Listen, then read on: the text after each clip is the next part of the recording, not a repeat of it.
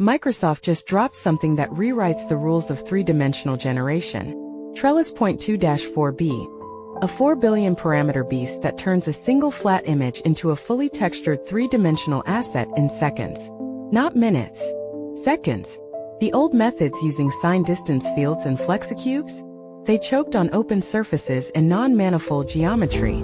But this new O-Voxel architecture handles arbitrary topology like it was born for chaos. Here is where it gets wild. Traditional approaches force you to choose between speed and quality. Trellis 2 gives you both. We are talking about a sparse three-dimensional variational autoencoder with 16 times spatial downsampling that compresses a massive 1024 cubed asset into roughly 9.6 thousand latent tokens. The compression is insane, yet the perceptual degradation is basically invisible to the human eye. The secret weapon is something called O-Voxel, short for omni-voxel. This field-free sparse voxel structure encodes geometry and appearance simultaneously. Open surfaces?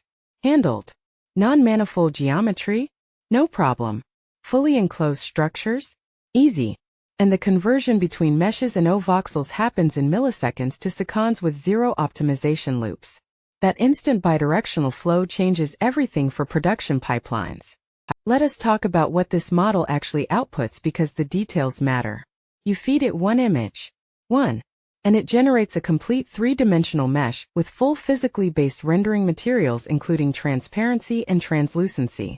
Glass objects, frosted surfaces, complex materials that previous models simply could not touch. The resolution scales from 512 cubed all the way up to 1536 cubed voxel grids. Speed benchmarks on an NVIDIA H100 GPU will make your jaw drop. 512 cubed resolution renders in approximately 3 seconds. 1024 cubed takes around 17 seconds. Even the massive 1536 cubed resolution completes in about 60 seconds. We are witnessing real-time three-dimensional generation becoming actual reality, not a research paper promise. The architecture underneath is a large-scale flow-matching transformer, and those 4 billion parameters are doing serious work. Unlike diffusion models that require hundreds of denoising steps, flow matching learns direct paths through probability space. Combine that with the sparse voxel structure and you get efficiency that makes competitors look like they are running on calculators from the 90s. But wait, there is more functionality hidden in here. Shape condition texture generation means you can feed it an existing three-dimensional mesh, plus a reference image, and it will generate matching textures. Game developers, product designers, architects, this is your new best friend. The pipeline exports directly to GLB format with texture sizes up to 4096 resolution. Now let me keep it real with you about the limitations because nothing is perfect. The generated meshes occasionally have small holes or minor topological discontinuities. For three-dimensional printing or applications requiring watertight geometry, you will need the post-processing scripts they provide.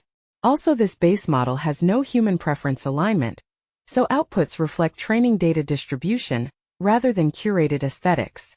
The hardware requirements are serious business. You need an NVIDIA GPU with at least 24 GB of memory, tested on A100 and H100 cards. Linux only for now. CUDA Toolkit 12.4 recommended. This is not running on your gaming laptop, but for professional workflows the barrier to entry is actually reasonable given what you get in return. That wraps our deep dive into Microsoft Trellis 2.4b, the model reshaping what we thought possible in image to three-dimensional generation. If this blew your mind or sparked questions, drop a comment below because I want to hear your thoughts. Thank you for watching. Subscribe for more explorations of technology that bends reality. Until next time, stay curious and keep building the future.